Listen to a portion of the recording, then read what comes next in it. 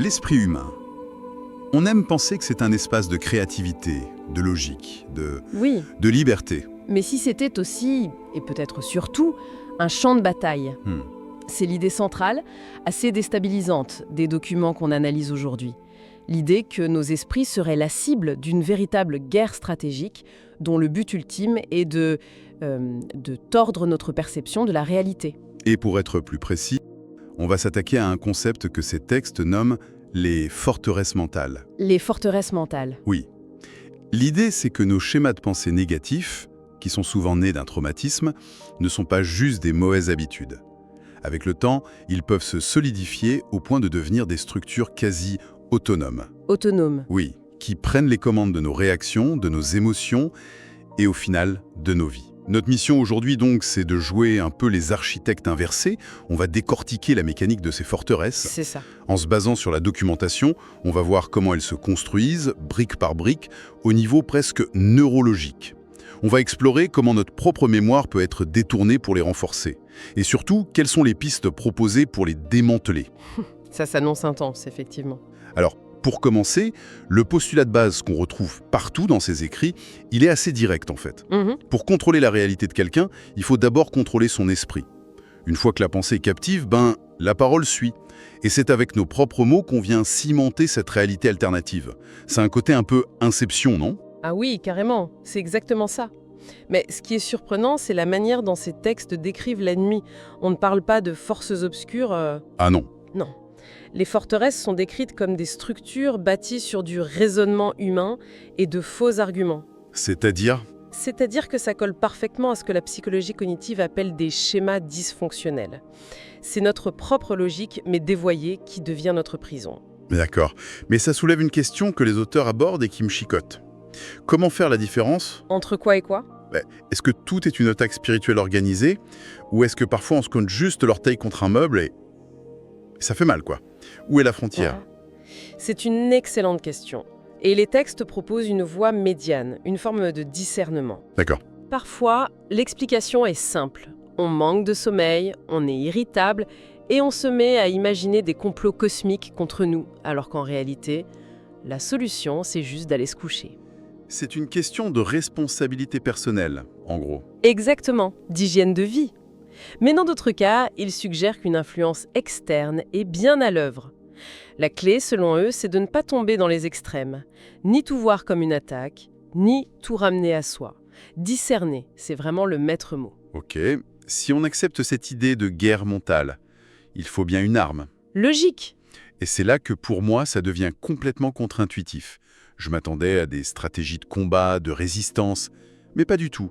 Les auteurs présentent la gratitude comme l'arme offensive principale. Offensive, ouais. Ils vont même jusqu'à la décrire comme une inoculation contre la peur. Comment est-ce que le fait d'être reconnaissant peut être une attaque ? Parce que c'est une frappe préventive. Le mécanisme décrit est fascinant. Il parle d'un traitement descendant, ce qu'on appelle en neurosciences le top-down processing. D'accord, un traitement descendant. C'est ça. Au lieu de laisser un événement négatif dicter votre réaction émotionnelle de bas en haut, du stimulus à l'émotion, la gratitude fait l'inverse. Elle impose un sens, une signification positive, de haut en bas, avant même que la négativité ait le temps de s'inscaller. Elle court-circuite le système. Voilà. C'est comme si on piratait notre propre système de réponse émotionnelle. Ce biblique qui insiste pour baigner les prières et les pensées de gratitude. Ah oui. Ce n'est pas une réaction à un événement positif. C'est l'outil qui force l'événement à devenir positif, ou du moins à être perçu comme tel. C'est une réécriture active de la réalité au moment où elle se produit. J'adore cette inversion. La gratitude n'est pas une conséquence, c'est une cause. D'accord. Mais alors, revenons à l'ennemi. Ces forteresses, comment se construisent-elles concrètement ?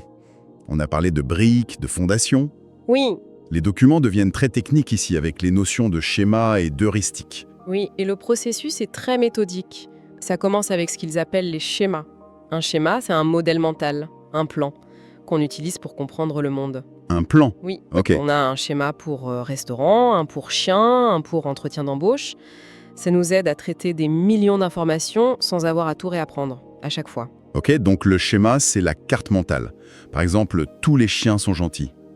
Et l'heuristique, si j'ai bien compris, c'est le raccourci automatique qui en découle. Du genre, je vois un chien, donc je vais le caresser sans réfléchir. C'est ça l'idée. C'est une très bonne façon de le formuler. Le schéma, c'est la règle, et l'heuristique, c'est le réflexe. Et dans le cas de ces forteresses négatives, la règle pourrait être j'échoue toujours dans ce que j'entreprends. Le réflexe devient alors, pour éviter l'échec, ne commence même pas. Et c'est là que le piège se referme.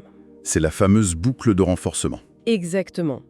Une forteresse se cimente quand ce scénario négatif est répété des milliers de fois, au point de devenir instinctif. Les auteurs décrivent le moment où le cortex préfrontal, notre centre de la logique, Oui. est littéralement court-circuité. L'amygdale, notre détecteur de menaces, prend le contrôle et déclenche une réaction de peur avant même qu'on ait eu le temps de penser. La réaction est plus rapide que la raison. C'est ça. Et on finit par renforcer cette forteresse avec notre propre énergie. L'un des textes utilise une expression incroyable, on développe une foi pour un mauvais résultat. C'est puissant, comme image. On est tellement convaincu que ça va mal se passer qu'on met toute notre force de conviction au service de notre propre échec. C'est la définition même de l'auto-sabotage érigé en système de défense. La forteresse se nourrit d'elle-même et devient de plus en plus solide à chaque répétition. D'accord. On a donc des fondations basées sur une logique tordue et des murs renforcés par des réactions instinctives. Mais les auteurs disent qu'il y a une dernière étape, un coup de grâce pour rendre la forteresse quasi indestructible. Oui. Et ça concerne notre mémoire. C'est la clé de voûte de tout l'édifice. La manœuvre finale, c'est la corruption de la mémoire. La corruption de la mémoire. Le raisonnement est implacable. Si vos souvenirs sont altérés, votre capacité à comprendre le problème et à le réparer est compromise. L'un des textes a cette phrase terrible. La mémoire d'une chose, c'est sa vie. Waouh! Si on corrompt la mémoire, on tue la possibilité de guérison à la racine. Attendez, là ça devient technique. Le cortex préfrontal, l'hippocampe, c'est beaucoup de parties du cerveau d'un coup. Si on reprend notre analogie, si la mémoire est un fichier sur un ordinateur, qu'est-ce qui se passe exactement? Est-ce que le fichier lui-même est cassé ou est-ce qu'il est juste sauvegardé dans le mauvais dossier? C'est la question parfaite. Et la réponse des auteurs, c'est les deux. Et c'est ça qui rend les choses si complexes. Ils décrivent deux méthodes de corruption. La première, c'est le mauvais stockage. Le mauvais stockage. C'est votre fichier corrompu. Lors d'un traumatisme, le stress est si intense que le cortex préfrontal, le logiciel d'organisation, se met en veille. Il se déconnecte. Voilà. L'hippocampe enregistre alors des fragments de l'événement, un son, une odeur, une image. Le tout est imbibé d'une émotion brute, mais sans narration, sans contexte. Le fichier est illisible. On a la charge émotionnelle, mais pas l'histoire qui va avec. Et la deuxième méthode, le mauvais dossier? C'est le mauvais classement. Ici, le fichier souvenir est peut-être intact, mais il n'est pas rangé au bon endroit. Au lieu d'être dans le dossier Mes souvenirs de la mémoire à long terme, accessible à la conscience, il est stocké ailleurs. Ailleurs. Ça peut être dans le tronc cérébral, notre cerveau reptilien, ou même dans un organe, un muscle, un tissu. Une mémoire stockée dans ma gorge? Ça ressemble à de la science-fiction. Comment c'est possible? Ça crée ce qu'on appelle des réactions somatiques. Le corps se souvient, même quand l'esprit conscient a oublié. L'exemple donné dans les textes est celui d'une personne qui ressent une douleur aiguë au cou chaque fois qu'elle est confrontée à une figure d'autorité. D'accord. Il n'y a aucun lien logique apparent, mais il se pourrait qu'un souvenir d'humiliation soit classé dans les muscles de son cou. C'est fou. Et l'interprétation des auteurs va même plus loin. Ils suggèrent que ce classement n'est pas aléatoire, mais stratégique. Le souvenir serait logé dans une zone du corps liée au don d'une personne pour la saboter. Pour la saboter? Oui.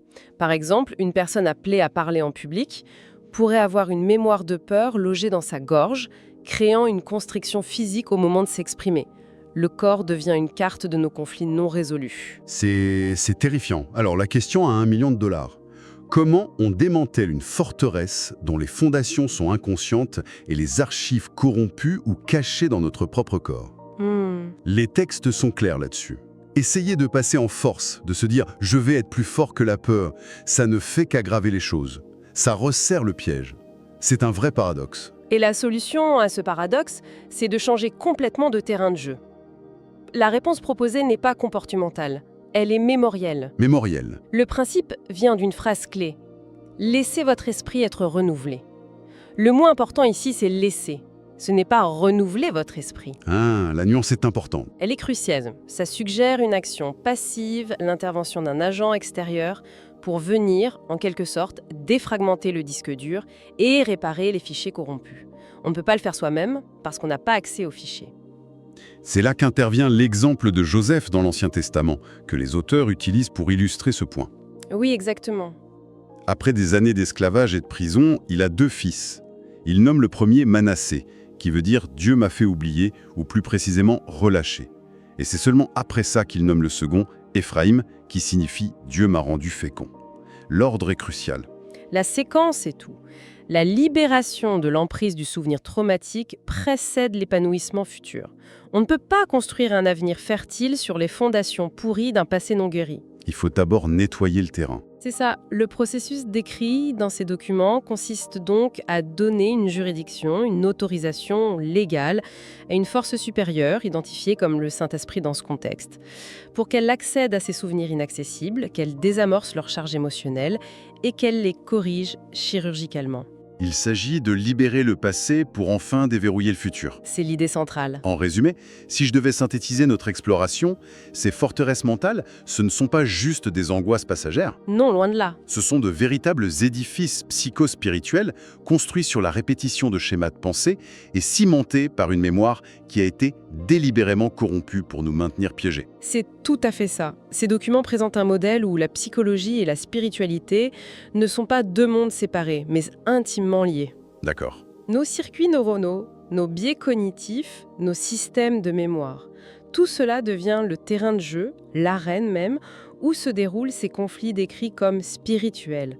Ce n'est plus juste une métaphore, c'est la description d'un mécanisme. Et ça nous laisse avec une dernière pensée, un peu vertigineuse. Allons-y. Ces textes suggèrent que le pouvoir d'un souvenir ne vient pas de l'événement en soi, mais de l'autorité qu'on lui donne pour dicter nos actions futures. Si une force extérieure peut, comme ils le décrivent, relâcher l'emprise d'un souvenir sur nous, qu'est-ce que ça dit sur notre identité ? Sommes-nous vraiment la somme de nos expériences passées, ou plutôt le résultat des souvenirs que nous choisissons consciemment ou non de laisser nous gouverner ? Merci de nous avoir suivis. N'hésitez pas à partager cet enseignement autour de vous, à vos amis et à vos proches. On se retrouve très bientôt pour un prochain épisode de La Cité s'édifie, ici même, dans la Cité royale. Soyez bénis.